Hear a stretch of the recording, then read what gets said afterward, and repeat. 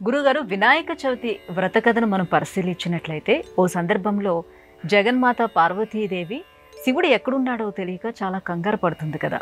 ఇందులో ఉన్నటువంటి ఆంతర్యం ఏంటి వివరిస్తారా? మన మానవస్సు లోచనాలు అంటే కళ్ళజోడు, ఎర్రటి కళ్ళజోడు పెట్టుకున్నాం అనుకోండి, లోకానికి మొత్తం కూడా మనకి ఎరుపు రంగులో కనపడుతుంటుంది.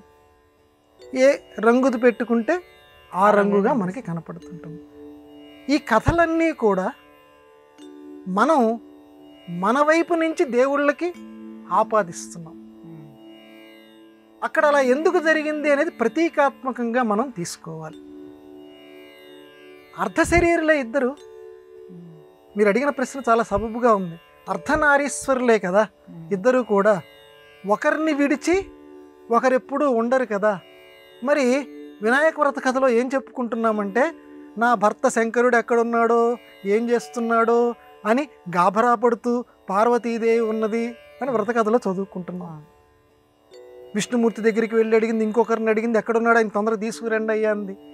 ఇది మానవులమైనటువంటి మనకి ఉల్లాసం కలిగించటానికి ఏర్పరచబడినటువంటి ఒక కథ, ప్రతీకాత్మకమైనటువంటి కథ. నిజానికి ఆవిడ ఆదిశక్తి, అమ్మలగన్నయమ్మ, ముగురమ్మల మూలపుటమ్మ, చాలా పెద్దమ్మ, సురారులమ్మ కడుపారడి పుచ్చినయమ్మ, తన్నులోనంబిన వేల్పుటమ్మల మనంబుల నుండెడి అమ్మ, దుర్గ మాయమ్మ కృపాబ్ధి ఇచ్చుత మహత్వ కవిత్వ పటుత్వ సంపదల్ అని ఆ మహానుభావుడు పోతన్న గారు అన్నట్లుగా ఆ పార్వతీదేవి ఆ ఆదిశక్తి. ఆ ఆదిశక్తి శంకరుడు లేడు అని చెప్పటం ఎందుకు బెంబేలు పడింది, అలా చెప్పి అందరి దగ్గర ఆందోళన ఎందుకు పడింది అనంటే, దీని వెనకాల అంతరార్థం ఏమని చెప్పారంటే, శంకరుడు అంటే శుభంకారుడు, శుభాలని అనుగ్రహించేవాడు.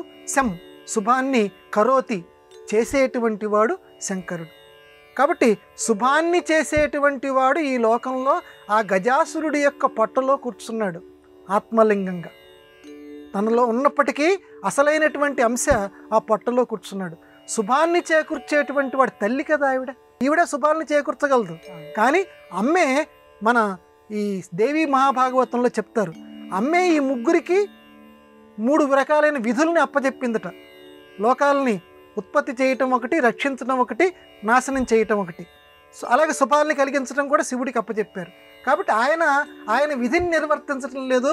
ఆయన ఎక్కడున్నాడు, మరి ఆవిడ హెడ్ ఆఫీస్ కదా, కనుక్కుందాము అనేటువంటి ఉద్దేశంతో ఆయన ఎక్కడున్నాడు అని చెప్పి అందరినీ ఒక అధికారిని హోదాలో అడిగింది.